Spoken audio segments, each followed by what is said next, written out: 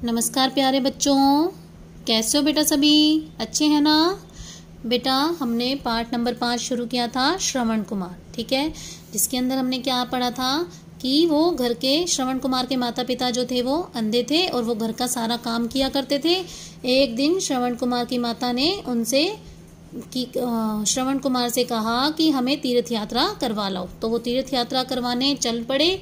और वहाँ पर क्या हुआ, जब एक दिन माता को प्यास लगी, वो नदी पर पानी लेने गए तो राजा दशरथ जो थे वो शिकार करने आ रहे थे। उन्होंने अनजाने में श्रवण कुमार पर तीर चला दिया और उनकी मृत्यु हो गई। आगे का पाठ पढ़ते हैं। दुखी हृदय से राजा दशरथ जल लेकर श्रवण के माता पिता के पास पहुंचे, क्योंकि उनके माता पिता प्यासे बैठे थे और श्रवण कुमार ने उनसे कहा था कि उनको पानी पिला देना।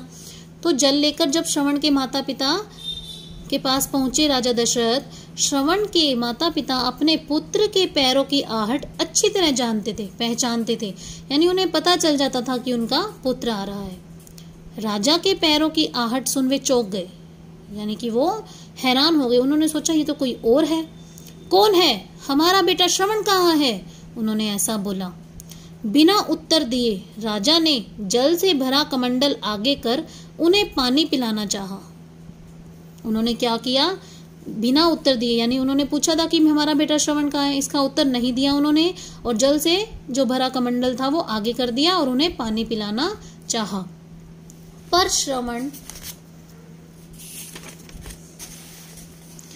श्रवण की माँ चीख पड़ी, तुम बोलते क्यों नहीं? हमारा बेटा कहाँ है, बताओ। माँ, अनजाने में मेरा चलाया बाण श्रवण के सीने में लग गया।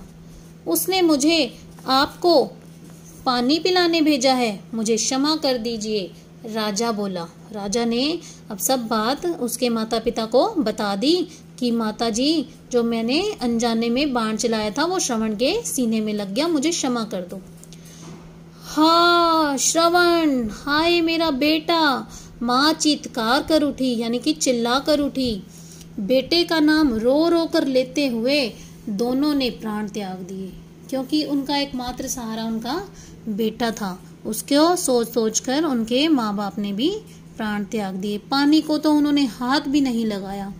प्यासे ही उन्होंने इस संसार से विदा ले ली, यानी कि वो इस संसार को छोड़ करके चले गए। उनकी भी मृत्यु हो गई अपने बेटे की चिंता में। सचमुच श्रवण कुमार की माता पिता के प्रति भक्ति अनुपम थी।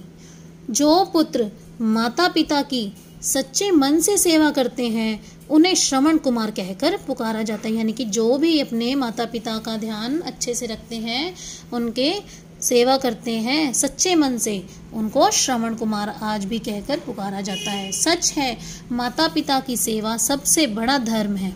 कहा जाता है कि राजा दशरथ ने बूढ़े माँ बाप से उनके बेटे को छीना था, चाहे अनजाने में छीना था, इसलिए राजा दशरथ को भी पुत्र वियोग सहना पड़ा। क्योंकि जब श्री राम जी को वनवास हुआ था, जब 14 वर्ष के वनवास के लिए वो अयोध्या छोड़कर जा रहे थे, तब राजा दशरथ की भी मृत्यु हो गई थी। ठीक है बेटा, तो इस पाठ को आपने अच्छे से 2-3 बार रीड करना है, ताकि आपको जो इसकी कहानी है वो अच्छे से समझ में आ जाए और फिर आप इसकी एक्सरसाइज इजीली लर्न कर लो। ओके बेटा, हैव ए नाइस डे।